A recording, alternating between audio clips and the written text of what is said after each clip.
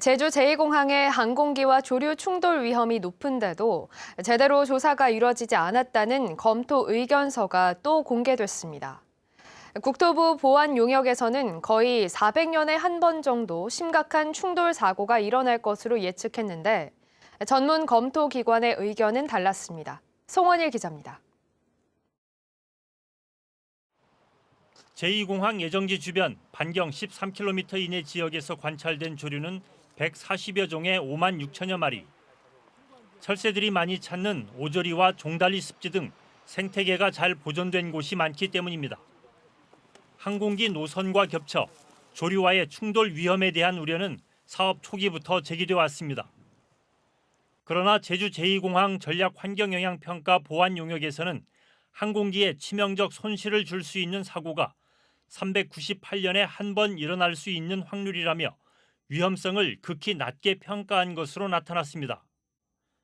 국내 다른 공항과 비교해도 위험성이 낮은 것으로 분석했습니다.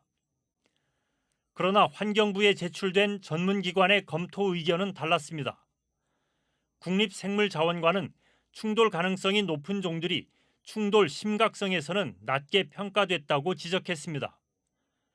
공항이 있는 지역마다 출현하는 조류가 다른데도 똑같이 적용됐다는 겁니다. 대표적인 사례가 제주에서 월동하는 철새인 떼까마귀. 다른 지역에는 거의 없다 보니 지금까지 공항에서 충돌 사고가 없었다며 제주 제2공항 충돌 가능성 조사 대상에서 빠진 겁니다.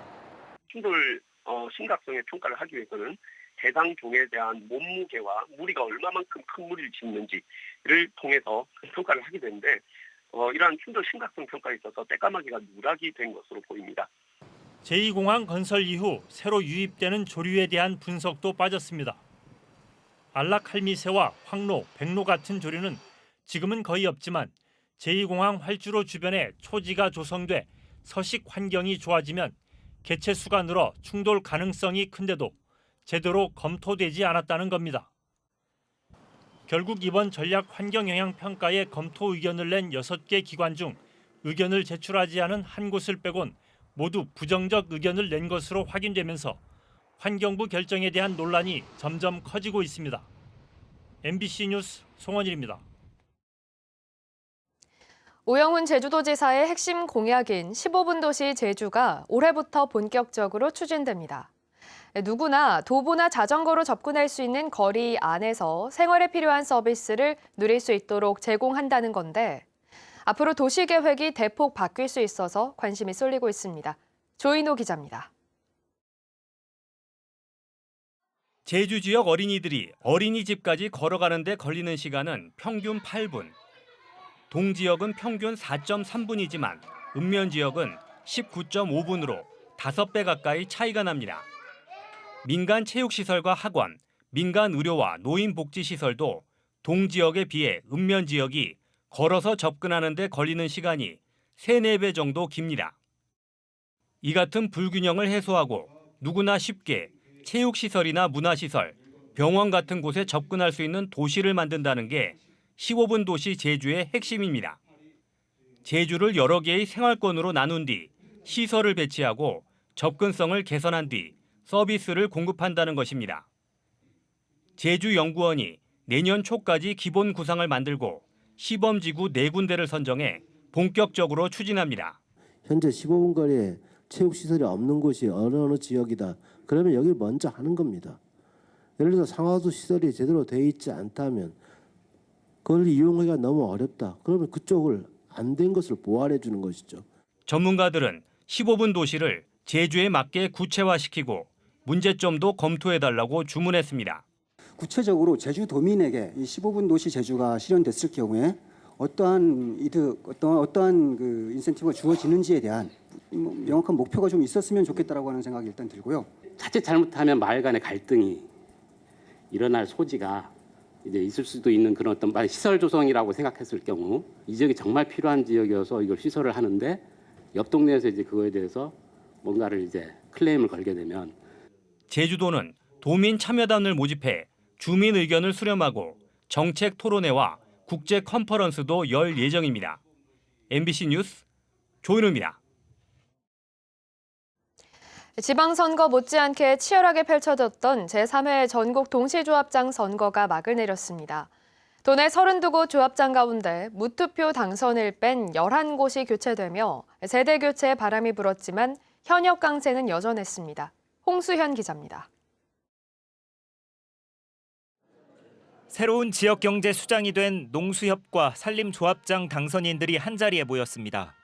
3선을 노린 현직 조합장에 맞서 3명의 후보가 출사표를 던져 관심을 끌었던 제주시 수협은 올해 53세 김경필 후보가 최연소 조합장으로 당선됐습니다.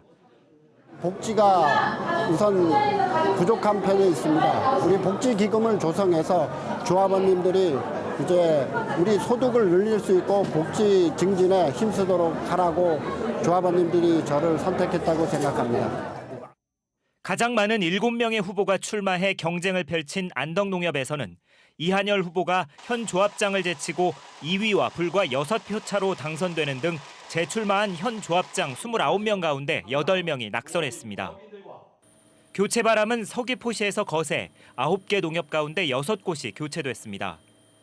하지만 제주시에서는 제주축협을 제외한 모든 농협에서 현 조합장이 다시 당선되는 등 현역 강세는 여전했습니다.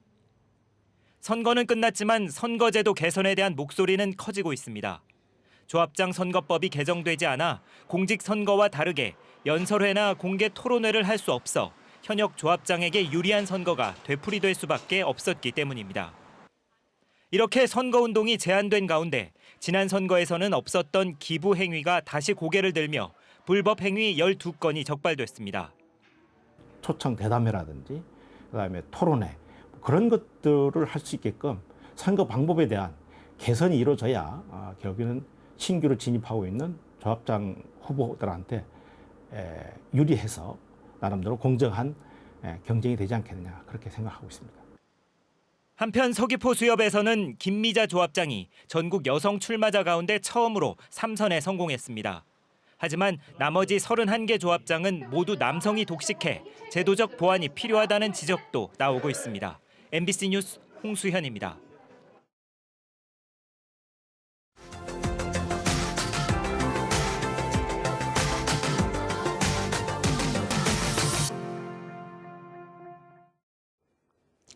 각종 개발 사업으로 뽑히고 베어지는 나무들이 모이는 나무은행이 있습니다. 도시숲이나 가로수 조성에 활용되면서 예산 절감 효과도 큰데요. 기증도 잇따르고 있다고 합니다. 목포 MBC 김진선 기자입니다. 탐진강변을 따라 조성된 장흥의 향기숲 공원. 팽나무와 느티나무 등 100여 그루가 심어져 있는데 모두 주민들로부터 기증받은 나무들입니다. 나무은행에 모여있다 공원 조성에 쓰였습니다. 이처럼 기증된 수목이 곳곳에 활용되면서 한 부부는 15년 기른 이팝나무 700그루를 지자체에 기증하기도 했습니다. 이제 우리 고향에 살고 있지 않습니까? 장흥 장평서 살고 있는데 뭔가를 한번 그 장흥에다가 뭐 좋은 일이다 할까? 좀 편안하게 얘기하면 좋은 일이다 할까? 그리고 그런 것을 한번 하고 싶어 했었는데 기증받거나 개발 사업장에서 수집된 수목들이 모이는 나무은행은 장흥에만 6곳, 7만 7천여 제곱미터 부지에 3,100여 그루가 이식돼 있습니다. 도시숲이나 공원, 가로수 조성 사업에 활용돼 예산을 절감하면서 녹지 공간도 확충하는 효과를 거두고 있습니다. 장군에 대한 예산을 절감하고 그리고 이런 기후 변화에 따른 우리 탄소 중립을 위해서 말 그대로 이 도심 녹지 공간을 확대하는 그런 효과를. 지난 2007년부터 전남에서 처음으로 시작된 나무은행 제도. 현재까지 수집된 수목의 90%인 47만여 그루가 재활용되면서 647억 원의 예산이 절감됐습니다. MBC 뉴스 김진선입니다.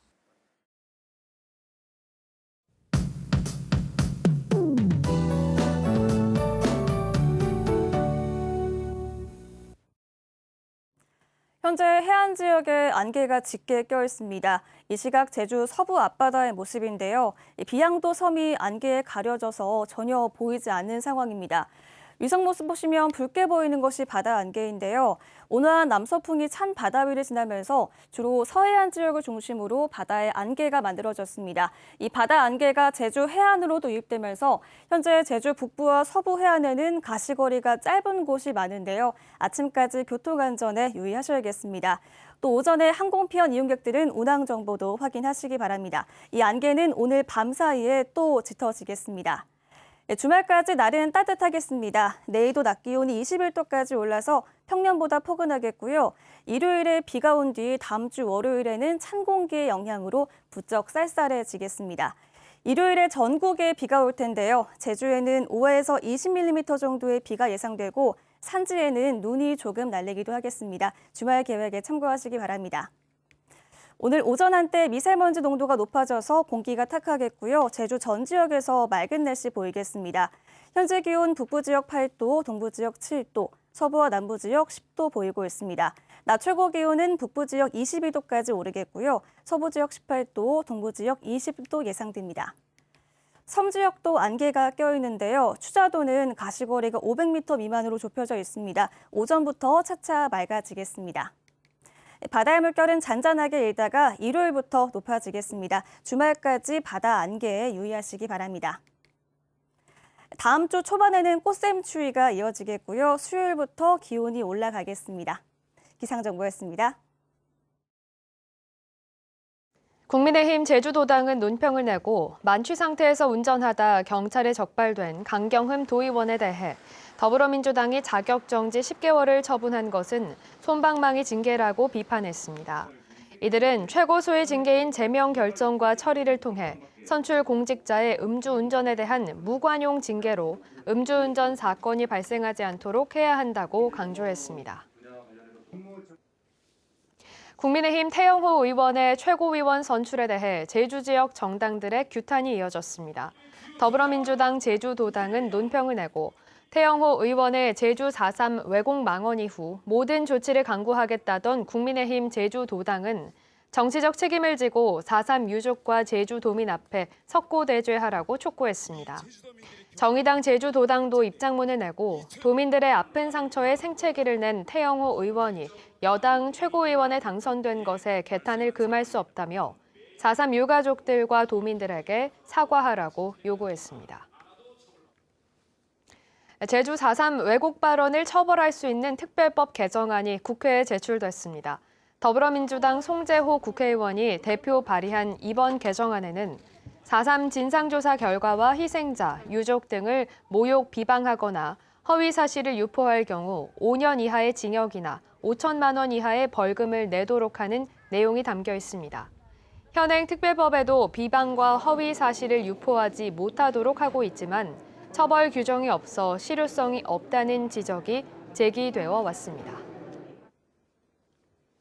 제주 들불축제가 어제부터 나흘간의 일정으로 시작된 가운데 오름 불놓기 행사는 취소됐습니다. 제주시는 최근 전국적으로 산불이 잇따르자 불과 관련된 모든 행사를 취소하기로 결정했고 구체적인 방침은 오늘 밝힐 예정입니다. 한편 축제 첫날인 어제는 희망불씨 채화 행사가 이뤄졌고 축제 기간 불이 없는 프로그램은 정상 진행됩니다. 제주시는 오는 14일 사라봉 공원에서 열리는 식목일 기념 나무 심기 행사에서 제주 자생 왕벚나무 340그루를 심기로 했습니다. 이번에 심는 나무는 그동안 한라 생태숲에서 키워온 것들인데 제주시는 이번 행사를 통해 제주가 왕벚나무 자생지임을 알리고 기후 위기를 극복하기 위한 600만 그루 나무 심기에 시민 동참을 호소할 계획입니다.